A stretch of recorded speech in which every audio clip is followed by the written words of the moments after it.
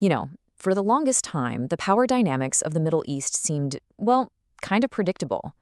But what if I told you that the entire map of influence is being completely redrawn right now as we speak? Let's dive into this massive shift. And yeah, it's a question we really have to ask ourselves. It feels like the old rulebook has just been tossed out the window. Alliances that seemed rock solid for decades are starting to crumble, and in their place, we're seeing new, pretty surprising rivalries take shape. So here's how we're going to break this all down. First, we'll look at the old power map. Then, we'll pinpoint the moment it all started to fracture. After that, we'll get into the strategy that's driving this shift, see the new blocks that are emerging, and finally, we'll talk about why any of this really matters on a global scale. All right, let's kick things off with the old power map, because, to really get a grip on where things are headed, you've got to understand where they came from. For years and years, the political landscape just felt set in stone, right? It was built on these really strong, established partnerships. You had these well-defined blocks, especially among the Gulf states. I mean, think about it. Countries like Saudi Arabia and the United Arab Emirates, they were basically seen as one single cohesive unit, projecting a unified vision. That was the bedrock of the status quo. Okay, so now for part two. Remember that solid bedrock we were just talking about? Well, it's starting to show some serious cracks. We're about to look at a huge and frankly unexpected fracture, right at the heart of what used to be the region's most powerful alliance. If you look back not too long ago, the partnership between Riyadh and Abu Dhabi, man, it was the engine driving the whole region. They were in sync on everything. Foreign policy, security, economic strategy, you name it. They were basically two sides of the same coin, this unshakable duo defining the direction for the entire Arab world. But that's the then. The now is a very different story. Things are changing. A real rift is opening up between them. Their own national interests are starting to pull them in different directions. Their ambitions are clashing. And that partnership that looks so solid, it's really starting to fray. And let me be clear, this isn't just some minor squabble. This is a crack in the very foundation of the old order. So the big question is, why? What's actually causing this crack? Well, that brings us to our third section.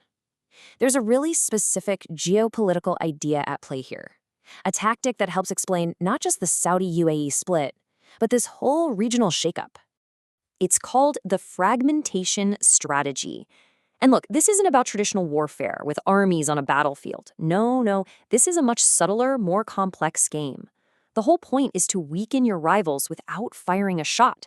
How? By breaking apart their alliances, by finding the little cracks in their partnerships and driving a wedge in. It's about making your adversaries weaker from the inside out. And, as you can probably guess, this whole fragmentation strategy is having a huge consequence. It's leading directly to our fourth point, the rise of completely new power blocks. The old map we knew? It's gone. What we're seeing now is a tale of two competing axes.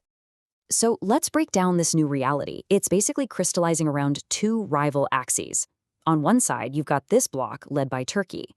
Their goal? To challenge the old status quo, to shake things up and expand their own influence. And on the other side, well, this is where it gets really interesting. You have this historic new alignment, in Israel-UAE axis. Their goal is the complete opposite. They want to contain rivals like Turkey and forge a new kind of order, one built on technology, security cooperation, and economic ties. Which brings us to our final and maybe the most crucial question of all. So what? Why does this rivalry in the Middle East matter to the rest of us? What are the global stakes here? And trust me, this is way more than just a regional dispute. The outcome of this competition is going to directly shape the future of security in the region, which, has a ripple effect everywhere. It's going to determine who controls vital global trade routes that our economies depend on. It's going to sway energy markets. It's forging entirely new economic and tech partnerships. And when you add it all up, what we're really talking about is a major shift in the global balance of power. So that's where we are. The old rules are gone. We're heading into a new and, frankly, much more unpredictable era. And that leaves us with the one big question looming over everything.